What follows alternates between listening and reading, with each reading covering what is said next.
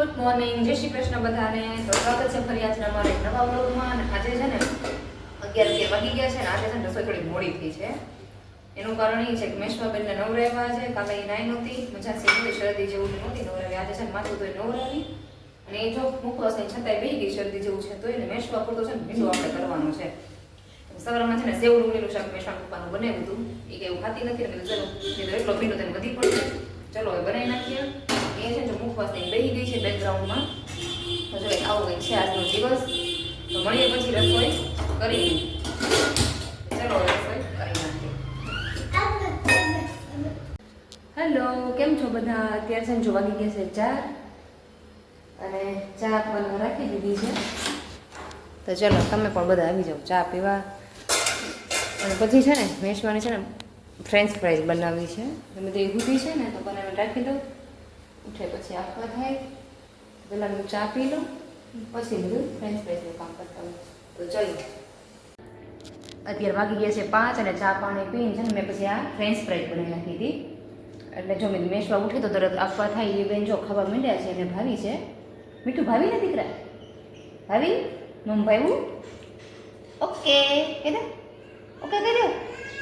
ચલો એ હજી મૂડમાં બેન નથી આવ્યા, હજી ઉઠ્યા છે એટલે. તો ચલો થોડી મને આપો ને બેન.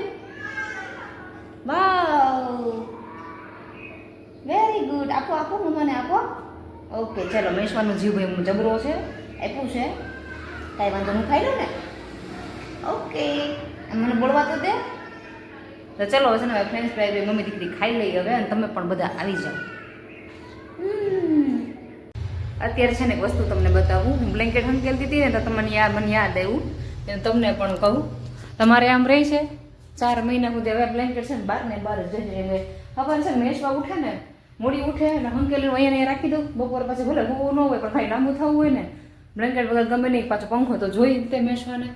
એટલે જો આવું છે તો ચલો મેં તો રૂમ થોડો હરખો કરી નાખું, પછી બહાર ઘડીક બેસીએ. અત્યારે છે ને હું મેં હવે જાઉં ફળીએ ઘડીક બેઠવા મીધું. રમકડ હેલો ગાડી પર છે ને હું બેસી ગઈ છે અત્યારે. મને હવે એ બેન જો નીંદવા મળ્યા છે ચડવા. હરખું બેન ચીકુ દીકરા, હરખું હો દીકરા. મને મીઠું શું કરશો તું બેના? ચીકુ લાવો. અચ્છા લીમડો સરસ ગયા. લગભગ 4-5 મહિના થયા રોપ્યો છે એનો, પણ વધતો જ નથી. છાસે નાખું છું હવે તો. ઘણા આમ તો લાગે હવે થઈ જશે. કે છે આ જો આ નવી બે આ ડાળી બે નીકળી ખીલી છે એટલે હવે લાગે થઈ જશે. સરસ કુમળો થઈ જાય છે. કુંવાર ફાટું પણ સરસ મજાનું થઈ ગયું છે. આજ તો લગભગ હજી મહિના જેવું જ થયું છે. એવું દાંતડી હાથમાંથી લીધી ને ત્યાં જો આવું. એમાં બેન એક ટાયર ભાંગી ગયું છે ને પડે ને તો હું તે માથે જઈશ. નીચે ઉતરી જા, નીચે ઉતરી જા. ચાલો નીચે ઉતર. ચલો ચલો. હલો છે ને જે રસોઈની તૈયારી થઈ ગઈ છે. આ જો મેશવાબેન રમકડા પાથરીને બેસી ગયા છે. શું કરશો દીકરા? શું કરે છે કાનું? તો ચલો એ બેન રમતા. હવે આપણે છે ને જઈ રસોડામાં.